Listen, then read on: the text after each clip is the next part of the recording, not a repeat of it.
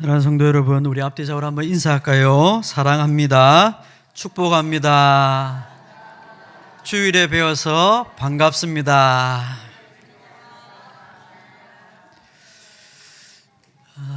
여러분, 지난주에 주일 오후 예배를 마치고 오후에 모든 일정을 다 마치고 제가 달리기를 했습니다.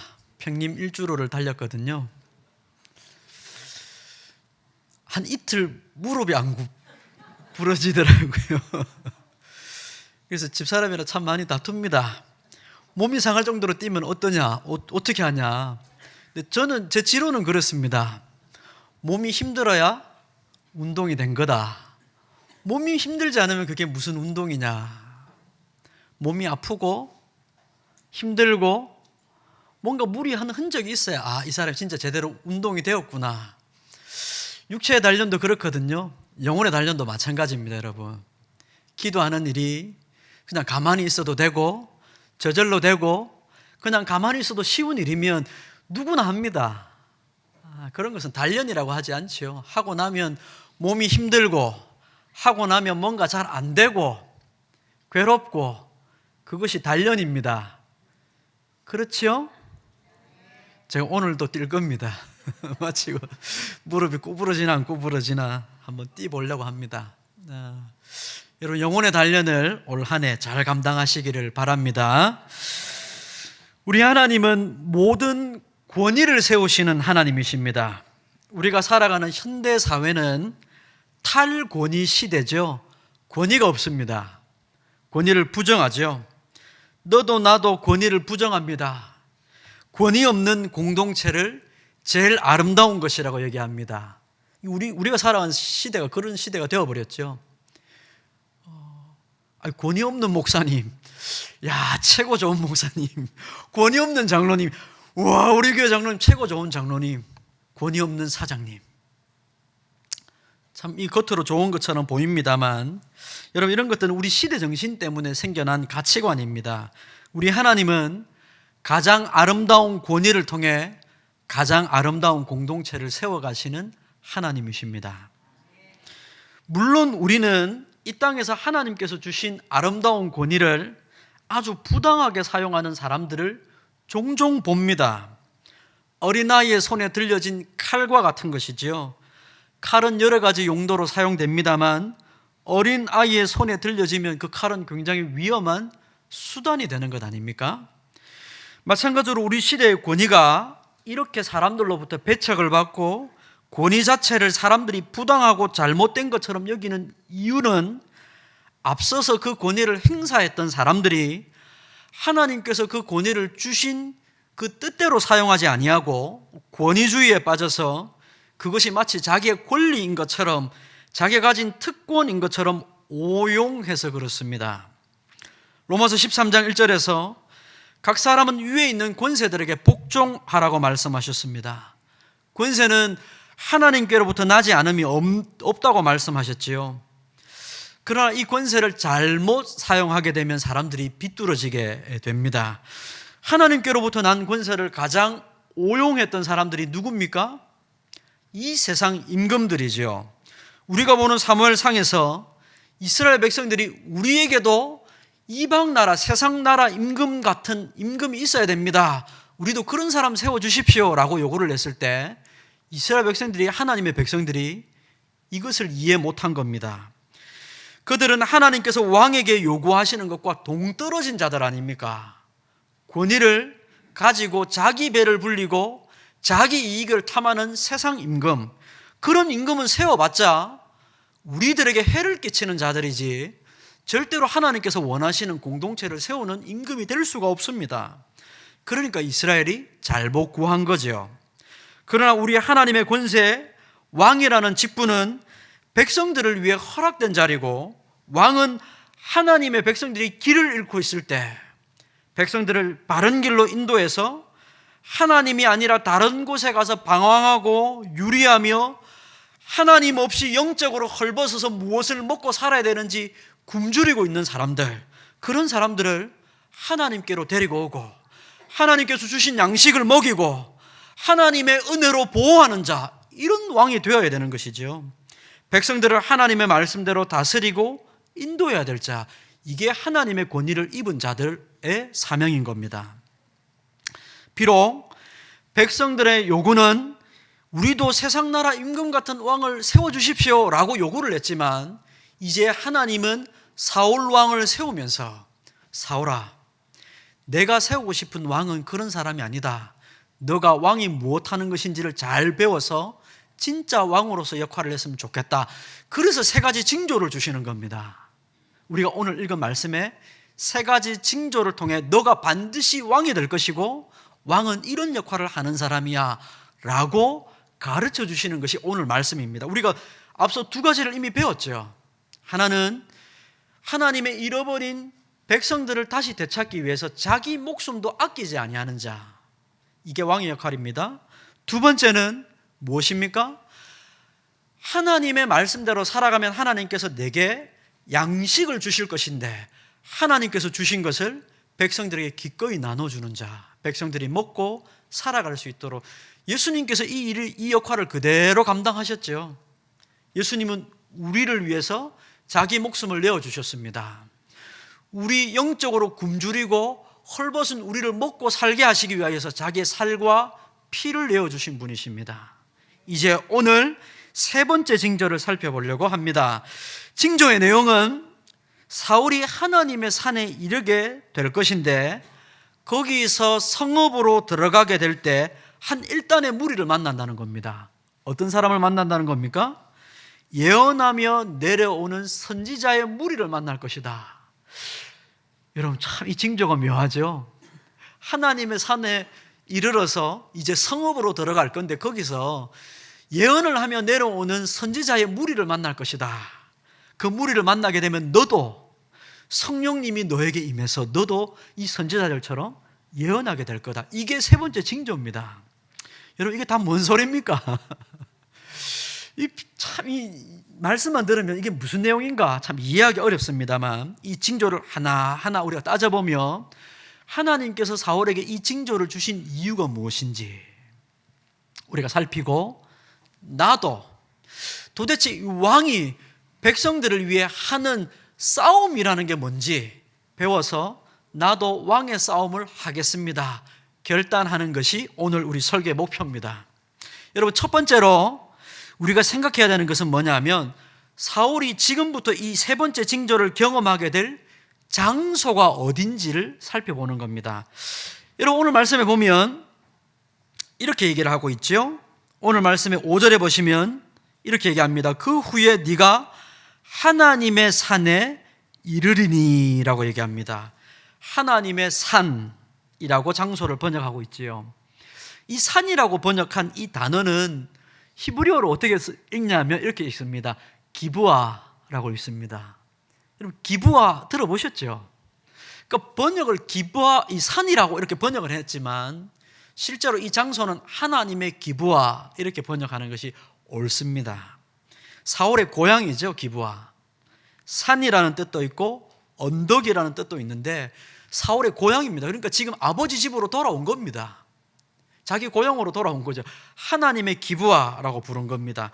왜 하나님의 기브아라고 불렀을까요? 우리가 전에 본 대로 성소가 이미 다 파괴되고 사라져 버렸기 때문에 각 지역에 산당을 세워놓고 하나님을 예배했던 겁니다. 그러니까 이 기브아라는 지역에 산당이 세워졌고 여기서 하나님을 예배하고 있었던 겁니다. 그래서 하나님의 기브아 이렇게 부른 거죠. 그런데 오늘 말씀을 보면 이 기브아라는 곳에 하나님을 예배하는 산당이 있는 곳에 아주 독특한 게 있습니다. 그게 뭡니까? 5절에 그곳에는 블레셋 사람들의 영문이 있었다 이렇게 얘기합니다. 영문. 영문이 뭡니까? 영문. 영문이 뭐죠? 군대 진영을 말합니다. 군대 진영. 블레셋 사람들이 이스라엘을 침공해서 거기에 군사 기지를 세운 겁니다. 하나님을 예배하는 자리에 블레셋 사람들이 침범해서 군사 진영을 세운 곳이 같이 있는 겁니다. 훗날에 나중에 보면요, 사울의 아들 요나단이 군대를 거느리고 이 기브아에 이곳에 이 영문을 공격했다는 기록이 13장에 나옵니다. 여호와의 기브아, 여호와의 산이 있는 곳에 블레셋이 자기 군대를 주둔시키고 있는 것은 심각한 상황인 겁니다. 왜 이게 심각하냐면요, 여러분, 이게 목사님 그게 뭐 별 심각한 겁니까? 우리 도남동에도 교회도 있고 절도 있고 뭐 또 있고 다 있는 거 아닙니까? 그건 뭐 별 심각한 것도 아닌데 그런 정도가 아닙니다. 여러분, 왜 그러냐면 복음서를 보면 그 다니엘서를 인용한 성경이 나오는데, 다니엘서 11장 31절의 말씀이 나오는데, 이방의 북방 군대가 쳐들어와 가지고 하나님의 성소, 예배하는 장소인 성소에, 이 성소는 거룩한 곳인데 거기에 감히 함께 있지 못할 더럽고 가증한 것이 세워지는 것을 보거든 너희는 다 도망가라. 그때가 되면 하나님이 심판할 때가 온 거다. 다 도망가라. 멸망에 가증한 것이 거룩한 곳에 선 것을 보면 너희는 거기서 다 피난 가야 된다. 이렇게 예언을 합니다. 멸망에 가증한 것이 서지 못할 곳에 선 것을 네가 보면 이겁니다. 하나님이 예배하는 장소에 감히 들어오지 못할 것이, 더러운 것이 서 있는 것을 보면 거기서 떠나가야 된다고 말하는 겁니다. 여러분, 우리가 사무엘상을 이제 그동안 쭉 들어왔으니까 하나님이 하나님의 백성들을 심판하실 때 우리가 흔히 쓰는 표현이 성소를 폐하신다 이렇게 했습니다. 쉽게 말하면 교회 문을 닫는다 이겁니다. 교회 성도들이 타락하면 이제 목사도, 심지어 그 말씀이 전해지는 목사가 타락하면 이제 하나님 그 교회 문을 닫으시는 겁니다. 예를 들면 그런 겁니다. 그것을 조금 더 자세하게 말하면 이런 겁니다. 이방 나라를 통해 징계를 하시는 겁니다. 세상 사람들이 교회 안에 쳐들어와 가지고 목사를 끌어내고 하나님 말씀을 이제 더 이상 예배가 존속하지 못하도록 만들어 버린다는 겁니다. 그게 성소가 폐해진다는 거죠. 도저히 거룩한 하나님의 집에 들어올 수 없는 부정한 자들이 들어와서 더럽히고 부서뜨리고 하는 일들이 벌어지는 거죠. 여러분, 나중에 신약시대 가면요, 예수님께서 그걸 말씀하신 겁니다. 성전에 들어가 가지고 열매 없는 무화과 나무를 저주하시면서 말라버리게 만드시거든요. 이 성전에 돌 위에 돌 하나도 남지 아니하고 다 무너져 내릴 것이다. 이게 성전을 향해서 예수님께서 심판을 예언하신 겁니다. 왜냐하면 예배드리는 그 성전에서 강도의 구렬로 바꾸어 버렸고 온갖 더러운 짓이 벌어지기 때문에 예수님께서 심판을 선언하신 겁니다. 지금 그 일이 벌어지고 있는 겁니다. 여러분, 성전이 무너지는 것이 이게 하나님의 심판이라면 반대로 하나님의 구원은 어떤 거가 되어야 됩니까? 멸망에 가증한 것이 서지 못할 곳에 들어오는 것이 하나님의 심판이라면 하나님의 구원은 어떻게 되어야 되는 게 정상입니까? 거룩한 곳에서 멸망에 가증한 것이 쫓겨나가야 되는 것 아닙니까? 이게 하나님 구원 아닙니까? 거룩한 것이 다시 세워지고 하나님의 예배가 회복되고 하나님 거룩한 공간이 온전하게 세워져서 하나님만 영광 돌리는 곳으로 세워지는 것, 이게 하나님 구원 아닙니까? 우리 개인적인 영혼도 마찬가지죠. 하나님 심판이 이루어지는 것은 우리 안에 더러운 것, 하나님의 심판을 초래할 만한 더러운 것이 우리 영혼 가운데 들어오는 것이라면 하나님 구원은 어떤 것이냐면 우리 영혼 가운데 더러운 것이 쫓겨나가고 거룩하고 온전한 것으로 세워지는 것이 하나님의 구원을 경험해 나가는 것 아닙니까? 이런 상황에서 당연히 서지 못할 곳에 있는 자들을 쫓아내고 무찌르고 하나님의 집을 정결하고 거룩하게 세워가는 것, 이게 왕이 해야 되는 역할이라는 겁니다. 사울아, 네가 지금 왕으로 세워지는 이 역할은 백성들을 다시 거룩하게 돌이키고 멸망에 가증한 것을 너희 가운데서 쫓아내고 온전하게 하나님의 집을 세워가는 것이다. 이게 왕이 하는 역할이다. 그러니까 여러분, 왕의 역할 중에 제일 중요한 게 뭐냐면 싸우는 자입니다. 싸우는 자. 이스라엘 백성들을 위하여서 이방 군대와 싸우는 역할입니다. 다윗이 왕으로 세워지고 나서 제일 처음 하는 일이 뭐냐면요, 이방 군대를 무찔러내는 겁니다. 이방인들을 막 쫓아내는 거죠. 여러분, 나중에 보면 나옵니다. 사무엘 하에 나오죠. 여러분, 이런 상황에서 이제 사울이 왕으로 세움을 받았습니다. 거룩한 곳에 블레셋 영문이 함께 있는 그런 위치에서 사울이 왕으로 부름받은 이 부름을 받으면서 징조로, 세 번째 징조를 받는 겁니다. 네가 그 도시에 들어갈 때 거기서 예언하는 무리들이 내려오는 것을 네가 만나게 될 거다. 선지자 무리를 만나게 될 거다. 많은 선지자들이 하나님을 찬양하며 하나님의 말씀을 입으로 내는 예언을 하며 내려오는 것을 네가 만나게 될 때 하나님께서 너에게 성령님을 주셔서 하나님의 영을 충만하게 하셔서 너도 예언하게 될 거다. 이 예언을 주시는 겁니다. 이 말은 무슨 뜻이냐면 이제 네가 하나님의 왕으로서 감당해야 될 일들이 있는데 그 일을 감당할 수 있도록 내가 너에게 성령으로 능력을 주마. 그 말씀을 하고 계시는 겁니다. 이게 징조, 세 번째 징조의 뜻입니다. 여러분, 우리가 잘 알듯이 사사시대에 삼손 있죠. 삼손, 머리 장발 아시죠? TV 안 보신 적 있죠? 삼손. 사사기 14장 6절 또 19절을 보면 이스라엘을 압제하던 블레셋, 이스라엘 타락하니까 블레셋이 쳐들어와서 이스라엘을 압제하고 있었습니다. 이게 똑같은 거죠. 하나님의 나라에 이방 나라 군대가 와가지고 주둔하고 있습니다. 백성들을 구원하기 위해서 삼손이 틈을 따서 블레셋 사람을 공격하려고 블레셋 여자와 결혼을 합니다. 이게 타락해서 결혼한 게 아니고요, 틈을 봐서 블레셋을 공격하려고 블레셋 여자와 결혼한 겁니다. 성경을 정확하게 읽어보면 그렇습니다. 딥나의 여자였죠. 그 결혼을 위해서 딥나로 가는데 사울이 이 삼손이 어떤 경험을 하냐면 젊은 사자가 막 소리를 지르며 어르렁거리며 달려옵니다. 그때 삼손에게 하나님의 영이 임해서 어떻게 합니까? 사자를 염소 새끼 찢듯이 찢어버립니다. 자신에게 달려오는 사자를 찢어버리죠. 이게 뭘 상징하는 거냐면 하나님의 백성들을 삼키기 위해 사자처럼 달려오는 블레셋을 찢어버릴 것이라는 것을 상징하는 겁니다. 그리고 실제로 19절에 여호와의 영이 임하자 삼손이 아스골론의 블레셋 사람들을 30명을 쳐 죽이는 사건이 발생합니다. 여호와의 영이 임하자 그를 지도자로 세운 하나님께서 이 일을 감당할 수 있도록 힘을 주시고 블레셋 사람들을 쳐 죽이는 일이 벌어지는 거죠. 지금 사울에게 같은 말씀을 하시는 겁니다. 네가 왕으로 세움받았고 이제 하나님의 영으로 충만하게 하시는 이유는 너로 하여금 왕으로서 백성들을 구원해낼 사명을 감당할 수 있는 힘을 주시겠다고 말씀하는 겁니다. 하나님께서 그 일을 감당할 수 있는 능력을 주시는 거죠. 여러분, 그런데요 하나님이 힘을 주시는 것까지는 좋은데 왜 하필 선지자 인물입니까? 제일 힘없어 보이는 왜 선지자 인물입니까? 무슨 대단한 어떤 장수를 만나는 것도 아니고 힘없어 보이는 선지자 인물입니까?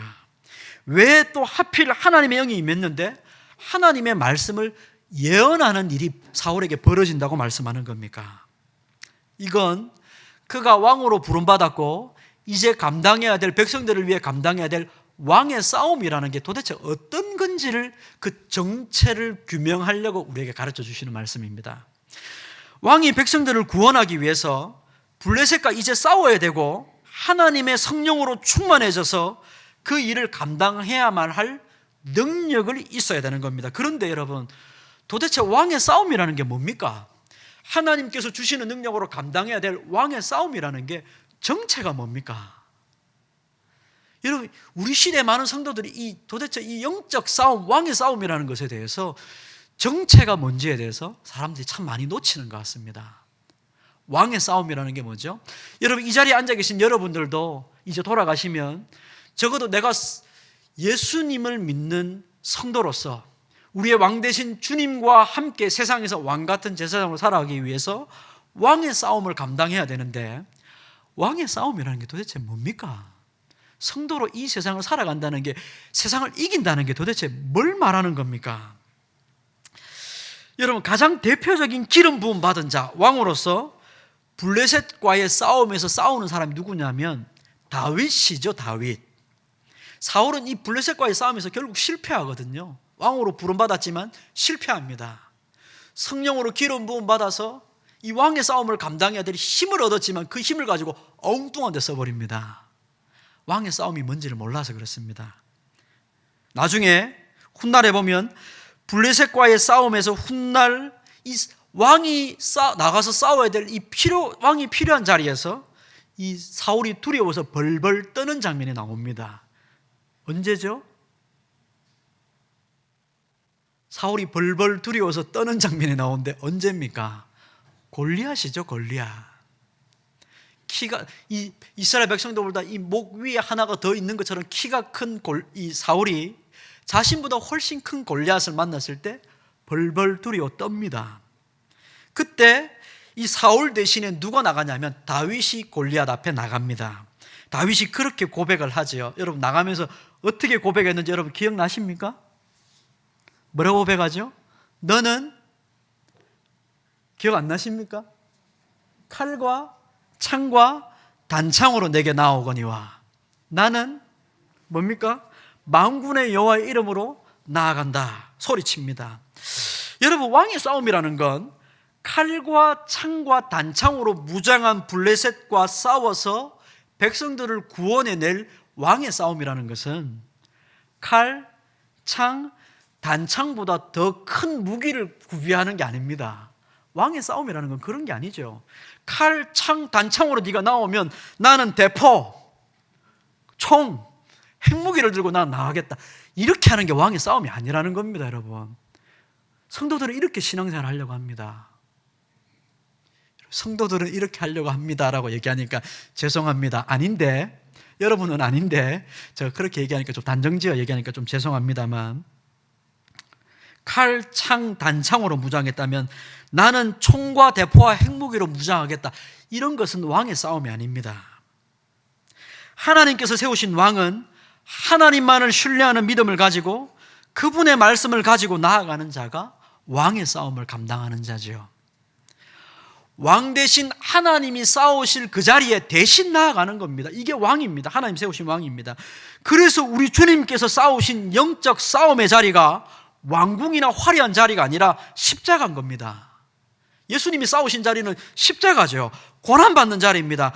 하나님의 아들이라면 네가 거기서 내려와라고 말씀하시는 사람들이 많았는데 거기서 안 내려오시는 겁니다. 아버지의 말씀에 순종하기 위해서 사람들이 나를 모독하는 사람들에게 내려가가지고 뺨을 한 대 후려치는 게 예수님이 싸워야 될 싸움이 아닌 겁니다. 네가 뭔데 나를 모욕해? 내 십자가에서 잠깐만 이놈 못을 내려 뽑고 내려와가지고 뺨을 한 대 후려치면서 다시 올라가실 수 없는 것 아닙니까? 이게 왕의 싸움이 아닌 겁니다. 예수님은 바로 그런 사람들 앞에서 아버지의 뜻을 따라 살아가는 길을 걸어가기 위해서 싸우고 계시는 겁니다. 이게 왕의 싸움입니다. 칼과 창과 단창으로 네가 나한테 나와서 나를 찌르면 나는 너보다 더한 것을 들고 와서 너를 찌르겠다. 이렇게 하는 게 성도의 싸움이 아니라는 겁니다. 많은 사람들이 이렇게 싸우죠. 말도 안 되는 비난과 고통의 자리에서도 하늘 아버지의 뜻과 마음을 신뢰하면서 그분의 뜻대로 순종하기 위해 싸워가는 것이 왕의 싸움입니다. 이렇게 해야 하나님의 백성들을 거룩한 백성으로 구원해낼 수가 있다고 말씀하시는 겁니다. 그래서 훗날 왕이신 예수님의 제자들은 그분의 이름으로 주님의 보내심을 받아서 세상 땅끝까지 나아가며 영적 전쟁을 감당했죠. 여러분, 그때 사도 바울이 그 영적 전쟁을, 제자들이 나아가서 싸우는 그 영적 전쟁을 이렇게 설명하는 겁니다.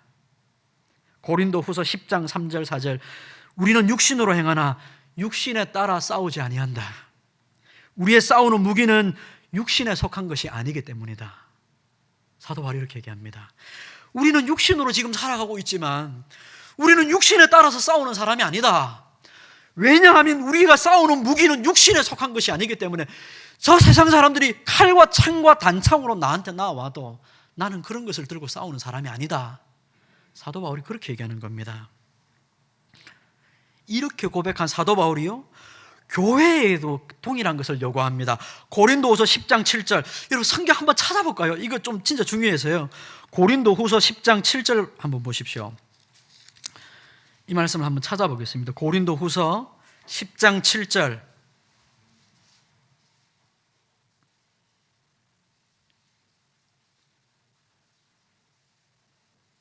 (296쪽입니다) 296쪽. 우리 같이 한번 읽겠습니다. 고린도후서 10장 7절입니다. 읽겠습니다. 시작. 너희는 외모만 보는도다. 만일 사람이 자기가 그리스도에게 속한 줄을 믿을진대 자기가 그리스도에게 속한 것 같이 우리도 그러한 줄을 자기 속으로 다시 생각할 것이라. 아멘. 너희는 외모만 보는도다. 지금 고린도 교회를 향해서 하는 말입니다. 너희가 외모만 본다. 이 얘기를 왜 하냐면 사도 바울이 외모로 굉장히 보잘것없는 사람이었거든요. 그냥 얼굴이 못생겼다 이런 뜻이 아니라, 물론 실제로 이렇게 교회 역사에서는 이 구전으로는 사도 바울이 굉장히 매부리 코에다가 굉장히 못생긴, 키도 작고 못생긴 사람으로 알려졌습니다만, 그런 뜻보다 사울이 가지고 있는 외적 조건이 별 볼 일 없다는 겁니다. 진짜 하나님 사용하신 사도라면 당신이 이럴 수가 있냐, 저 사람 사도 아니다, 이렇게 고린도 교회에다가 자꾸 얘기를 하면서 다른 선생을 자꾸 받으려고 하는 겁니다. 다른 얘기를 자꾸 하려고 하는 겁니다. 그런 사람들을 향해서 이렇게 얘기하는 겁니다. 너희는 외모만 보는도다. 지금 사무엘상에서 백성들이 세상 나라 임금 같은 임금을 세워주십시오라고 요구하는 것과 똑같은 마음을 갖고 있는 겁니다. 외모만 본다는 말이 그런 뜻이죠. 그래서 바울이 가진 인간적인 조건들을 보며 그가 사도가 아니라고 비난한 겁니다. 칼과 창과 단창으로 나오는 세상 권세와 싸우려면 적어도 총, 대포, 핵무기는 있어야지 도대체 어떻게 초라한 말씀만 가지고 우리가 산단 말입니까? 어떻게 기도하는 거 가지고 이 문제를 해결한단 말입니까? 여러분, 우리가 육신에 속한 것, 먹을 것, 마실 것, 입을 것에 매여 사는 사람들, 이 문제 매여 사는 사람들이 제일 빠지는 위험이 그겁니다. 먹을 것, 마실 것, 입을 것으로 해결하려고 드는 겁니다. 먹을 것, 마실 것, 입을 것이 없는 사람이, 그게 심각한 문제인 것은 분명합니다만 그 문제 앞에 하나님을 찾고 구하는 것으로 해결하려고 들질 않습니다. 그냥 먹고 사는 것, 이 문제를 가지고 해결하려고 드는 겁니다. 도대체 성도가 싸워야 될 싸움이 도대체 어디 있습니까? 거기서 성도가 이 문제를 해결하는 방식이 세상 사람과 다른 게 뭐가 있습니까? 여기서 아무것도 없지 않습니까? 교회 안에서는 신앙인데 정작 문제 앞에서는 신앙인이 아닌 겁니다. 내 인생에 어떤 문제가 생기고 그 문제가 별 문제가 아니라고 말하는 게 아니라 심각한 문제이긴 한데 그 문제를 해결하는 방식이, 여러분, 외모만 보는 사람들은 외모만 가지고 해결하려고 드는 겁니다. 칼과 창과 단창으로 나오는 사람에게 더 나은 무기로 나아가려고 하는 겁니다. 그런 거 왕의 싸움이 아닙니다. 성도가 걸어가야 될 길이 아닌 겁니다. 하나님의 입에서 나오는 말씀으로 살아간다는 말씀이 무슨 뜻인지를 아직도 이해 못하고 있는 겁니다. 육신의 질병도 있지요. 물론 여러 가지 문제들이 있습니다. 그러나 여러분, 성령으로 우리가 새 사람이 되었다면, 하나님의 왕이 성령으로 충만하여 감당하는 일들을 우리가 본다면, 같은 마음을 우리가 가졌다면, 우리도, 여러분, 적어도 이 고린도 교회가 사도 바울을 보고 당신 외모 때문에 당신은 사도 아닙니다, 이런 말을 하면 안 되는 겁니다. 우리는 칼과 창과 단창으로 세상과 싸운 사람이 아니기 때문에 당신이 가진 외모는 우리에게 아무것도 아닙니다, 괜찮습니다, 이렇게 얘기해야 되는 겁니다. 지금 교회가 그렇게 빠져 있는 겁니다. 동일합니다. 우리가 문제를 대하는 방식이 어떻게 이 문제를 대하는가를 보면 여러분 똑같은 겁니다. 아마 사도 바울이 우리에게 있다면 동일하게 이렇게 얘기할 겁니다. 너희가 문제만 보는도다. 너희가 문제만 보고 있도다. 그렇게 얘기할 겁니다. 여러분, 정말 이들이 성령으로 새 사람이 되었다면, 하나님의 왕이신 예수님께서 성령으로 충만하여 감당하는 일들을 보며 같은 마음으로 그 왕을 따라가고 있다면, 그 왕에게 속하여서 같은 일을 하고 있는 바울과 같은 하나님의 일꾼들도 외모로 보지 않았을 것이라는 뜻입니다. 우리가 서로를 외모로 대하고 성도의 영광, 성도가 누리는 하나님의 복을 육신을 따라 생각한다면 우리는 아직 성령의 사람이 아닌 겁니다. 우리가 성령의 사람이 아니라서 그렇습니다. 새 사람이 아닌 것이죠. 그러나 우리가 하나님께서 세우신 왕에게 임한 성령이 저와 여러분에게도 충만하다면 그 성령 안에서 왕이 감당해야 될 일들을 우리도 감당할 수 있습니다. 이 왕이 감당해야 될 싸움을 우리도 감당할 수 있습니다. 기도로 감당할 수 있죠. 제가 왜 서두에 여러분 육체의 단련이 이렇게 고단한지에 대해서 설명했습니까? 기도도 마찬가지라는 것을 여러분에게 알려드리기 위해서 설명한 겁니다. 제가 운동 열심히 한다고 자랑한 게 아니고요, 여러분에게도 그런 영혼의 단련이 있다는 것을 알려드리기 위한 겁니다. 화려하고 놀라운 일들 속에 우리 주님의 권세가 있는 게 아닙니다. 우리 주님의 권세는 성령 안에서 비록 우리의 마음이, 우리의 몸이 고단하고 힘들지만 고난 가운데서 하나님의 말씀을 붙들고 주님께 기도하는 방식으로 왕의 싸움을 감당하는 자에게 왕의 승리가 있다는 것을 말씀하려고 하는 것입니다. 저와 여러분이 오늘 이 복된 주일에 주님의 말씀을 대면하며 성령으로 충만하여 왕의 싸움을 감당해야 될 이 왕적 사역을 저와 여러분의 일주일의 사명으로 감당하시길 바랍니다. 주님, 제가 성령으로 충만하여서 이 한 주 동안 주님, 우리가 칼과 창과 단창으로 나오는 세상 앞에서 주님, 우리가 그들이 가지고 있는 외모만 보지 않겠습니다. 외모를 보는 사람이 되지 않겠습니다. 하나님의 능력으로 살아가는 사람이 되겠습니다. 먹을 것, 마실 것, 입을 것의 문제 앞에서 주님, 먹는 것, 마시는 것, 입는 것으로만 싸우지 않겠습니다. 제가 성도로 한번 부딪혀 보겠습니다. 여러분 한번 씨름해 보시고 또 매달려 보시고 고민해 보셔서 이 일이 참 부단히 어렵고 힘든 길이지만 우리 주님께서 앞서가셨습니다. 그리고 주님께서 힘들게 걸어가신 그 길이 영광스러운 길이라는 것을 십자가를 지나 부활로 우리에게 보여주셨습니다. 증거해내셨습니다. 십자가 뒤에 부활이 있습니다. 저와 여러분이 믿으시고 하나님의 능력으로 이 한 주를 감당하시는 여러분이 되시기를 주님의 이름으로 축복합니다. 기도하겠습니다. 자비로우신 아버지 하나님, 감사합니다. 아버지의 뜻을 따라 아버지, 우리가 성령으로 새 사람이 되었고 이제 왕 같은 제사장으로 왕이신 주님을 따라 왕의 싸움을 감당해 나가는 우리가 되기를 원합니다. 성령으로 새 사람이 되게 하셔서 왕에게 이 놀라운 싸움의 사명을 감당케 하셨는데 아버지, 넘어지지 말게 하시고 아버지, 우리가 이 세상에서 칼과 창과 단창으로 나오는 자들, 또 먹을 것, 마실 것, 입을 것의 문제로 우리를 덮쳐올 때마다 아버지, 우리에게 기도하는 일로, 주님의 말씀을 따라 순종하는 일로 아버지의 뜻을 따라 걸어가 보겠습니다. 주께서 우리를 지키시고 먹이시는지, 우리를 정말 굶어 죽게 하시는지 아버지, 우리가 걸어가 보겠습니다.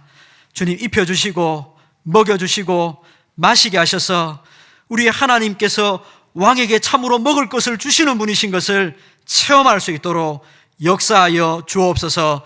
우리 구주 예수 그리스도의 이름으로 기도하옵나이다. 아멘.